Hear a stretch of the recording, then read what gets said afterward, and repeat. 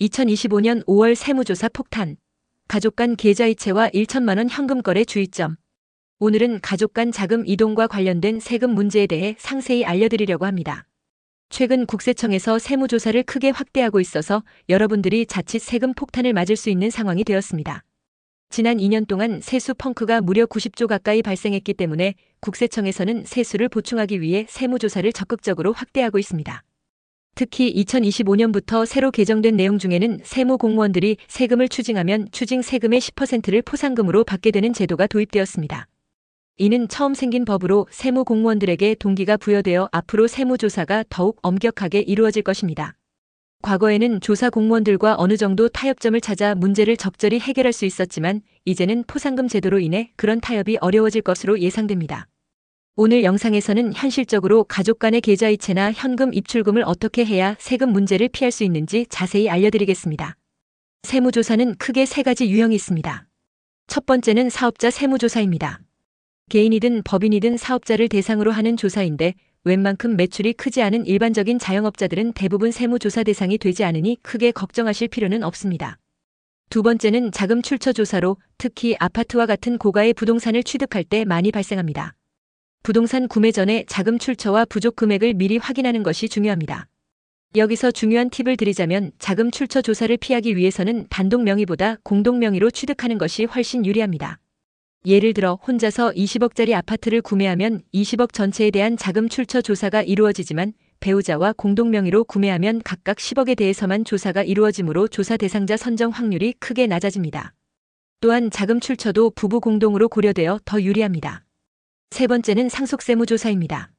가족에게 무상으로 돈을 주더라도 모든 경우가 증여세 과세 대상이 되는 것은 아닙니다. 부양가족에게 지출하는 생활비나 교육비는 증여세 과세 대상이 아닙니다. 특히 교육비는 증여세 과세 대상이 아니라는 점이 중요한데 이 때문에 일부 부유층은 자녀에게 직접 재산을 증여하는 대신 해외 유학을 보내는 등 교육비 명목으로 수억 원을 투자하는 방식을 선택하기도 합니다. 이렇게 하면 증여세를 한 푼도 내지 않고 자녀에게 실질적인 혜택을 줄 수 있습니다. 가족 간 계좌이체가 문제가 되는 경우는 주로 금액이 클 때입니다. 10만 원 정도의 소액 용돈을 이체하는 것은 국세청에서 문제 삼지 않습니다. 현실적으로 가장 문제가 되는 상황은 자녀가 신혼집을 구매할 때 부모님에게 큰 금액의 지원을 받는 경우입니다. 이런 지원금은 당연히 증여 신고를 해야 하지만 신고하지 않으면 국세청에서 자금 출처 조사가 들어올 수 있습니다. 국세청에 신고된 소득보다 훨씬 많은 금액의 자산을 취득하면 국세청 전산 시스템에서 자금 출처 부족 금액이 자동으로 표시되어 조사 대상이 될 가능성이 높아집니다. 예를 들어 여러분의 근로소득으로 지금까지 모은 돈이 총 3억인데 갑자기 15억짜리 아파트를 구매했다면 나머지 12억에 대한 자금 출처를 반드시 설명할 수 있어야 합니다. 부모님께 자금을 지원받아 주택을 구매하는 경우 어떻게 대비해야 할까요? 첫째, 부모님께 지원받는 금액에 대해 증여세를 내고 정식으로 증여 신고를 하는 방법이 있습니다. 그러나 너무 많은 금액을 증여 신고하면 증여세 부담이 커질 수 있습니다. 이런 경우 차용증을 활용하는 방법이 있습니다. 차용증은 부모님에게 돈을 빌리는 것으로 증여가 아닙니다. 차용증을 작성할 때는 실제로 돈을 빌렸다는 증거가 필요한데 이자를 지급하거나 원금을 상환하는 내역이 그 증거가 될 수 있습니다. 중요한 점은 2억 1,700만 원까지는 이자를 지급하지 않아도 세법상 아무런 문제가 없다는 것입니다.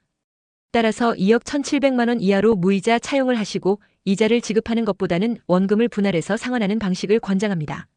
왜냐하면 이자를 지급하면 부모님에게 이자 소득이 발생하고 개인 간 이자 소득세율은 27.5%로 은행 이자 소득세율 15.4%보다 훨씬 높기 때문입니다. 예를 들어 부모님께 1년에 1,300만 원의 이자를 지급하면 약 400만 원의 이자 소득세를 내야 하고 이를 10년 동안 지급한다면 이자 소득세만 4천만 원이 발생합니다. 이럴 바에는 차라리 처음부터 증여 신고를 하는 것이 더 유리할 수 있습니다. 더 실용적인 활용법을 알려드리자면 2억 1,700만 원은 개인별로 적용됩니다. 즉 부부가 각각 2억 1,700만 원씩 무이자로 차용할 수 있고 양가 부모님 모두에게서 차용한다면 총 8억 이상을 무이자로 차용할 수 있게 됩니다. 이렇게 무이자 차용을 할 때는 차용의 증거로 원금을 분할해서 상환하는 것이 좋은데 2억 기준으로 매월 50만 원 정도 원금을 분할 상환하면 충분히 안전합니다. 가족 간 계좌이체가 항상 증여인 것은 아닙니다. 예를 들어 신용카드 소득 공제를 극대화하기 위해 본인 카드를 부모님께 사용하도록 하고 결제액을 계좌이체로 받는 경우가 있습니다. 이는 분명히 증여가 아니지만 문제는 이것이 증여가 아니라는 사실을 납세자가 직접 증명해야 한다는 점입니다. 국세청에서는 가족 간 계좌이체를 일단 증여로 추정하고 납세자가 이것이 증여가 아님을 입증해야 합니다. 특히 8년에서 9년 전의 계좌이체 내역은 기억하기도 어렵고 증빙하기도 어려울 수 있습니다. 그래서 계좌이체 시 반드시 이체 메모에 구체적인 내용을 남기고 관련 증빙 자료나 대화 내용을 보관하는 것이 매우 중요합니다. 부부간의 계좌이체는 일반적으로 문제가 되지 않습니다. 배우자 한쪽이 생활비나 가계 자금을 관리하는 것은 너무나 상식적인 일이므로 국세청에서 함부로 증여로 추정하지 않습니다. 부모 자식 간의 계좌이체는 납세자가 증여가 아님을 입증해야 하지만 배우자 간 계좌이체는 반대로 국세청이 먼저 이것이 증여라는 것을 입증해야 합니다. 그러나 주의해야 할 상황이 있습니다. 부동산 취득 시에는 배우자 간에도 증여세가 추징될 수 있습니다. 예를 들어 소득이 없는 전업주부 배우자가 고가의 부동산을 공동명의로 취득할 경우 배우자 간 증여 공제는 6억까지이므로 6억을 초과하는 부분에 대해서는 증여세가 과세될 수 있습니다. 현금으로 주고받는 경우도 주의해야 합니다. 많은 분들이 계좌이체는 기록이 남아서 위험하니 현금으로 주는 것이 안전하다고 생각하시지만 실제로는 현금 입출금이 더 위험할 수 있습니다. 계좌이체는 국세청에 자동으로 통보되는 시스템이 없지만 현금 입출금은 고액 현금 거래 보고 시스템을 통해 국세청에 자동으로 통보됩니다. 하루에 1천만 원 이상 현금을 입금하거나 출금하면 그 내역이 금융정보분석원을 거쳐 국세청에 즉시 통보됩니다. 국세청은 매년 10,000건 이상의 현금 입출금 내역을 조사하고 있으며 평균 추징 세금액이 2억 원에 가깝습니다. 불가피하게 고액의 현금을 입출금해야 한다면 여러 은행의 계좌를 활용해 각 은행별로 하루 1,000만 원 미만으로 거래하는 것이 좋습니다. 은행들은 서로 현금 거래 내역을 공유하지 않기 때문에 여러 은행에 분산해서 입출금하면 고액 현금 거래 보고를 피할 수 있습니다. 그러나 하루에 999만 원씩 계속해서 입출금하는 경우에는 또 다른 위험이 있습니다. 이런 행동은 의심 거래 보고 대상이 될 수 있습니다. 은행 직원이 의심스러운 거래라고 판단하면 보고할 의무가 있으며 이를 보고하지 않으면 금감원으로부터 징계를 받을 수 있어 은행 직원들은 의심 거래 보고를 매우 엄격하게 합니다.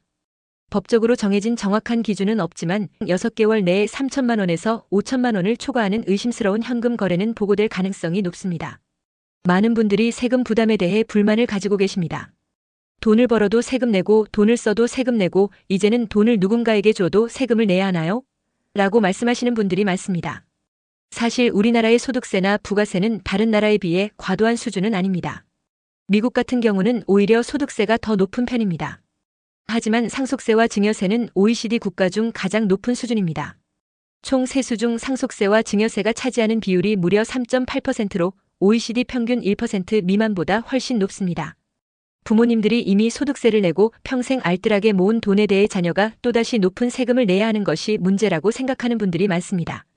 상속세와 증여세를 국민들이 수용할 수 있는 합리적인 수준으로 완화하는 것이 시급해 보입니다. 이상으로 가족 간 자금 이동과 관련된 세금 문제와 대응 방안에 대해 알아보았습니다. 세무조사가 강화되고 있는 요즘 가족 간 자금을 주고받을 때는 앞서 말씀드린 방법들을 참고하셔서 불필요한 세금 부담을 줄이시기 바랍니다. 특히 2억 1,700만 원 이하의 무이자 차용과 원금 분할 상환 방식, 그리고 교육비 활용 등의 방법을 적절히 활용하시면 합법적으로 세금 부담을 줄일 수 있습니다. 또한 계좌이체 시 이체 메모를 꼭 남기고 고액 현금 거래 시 분산 입출금하는 것을 잊지 마세요. 오늘 영상이 여러분의 가족 자산 관리에 도움이 되었기를 바랍니다. 감사합니다.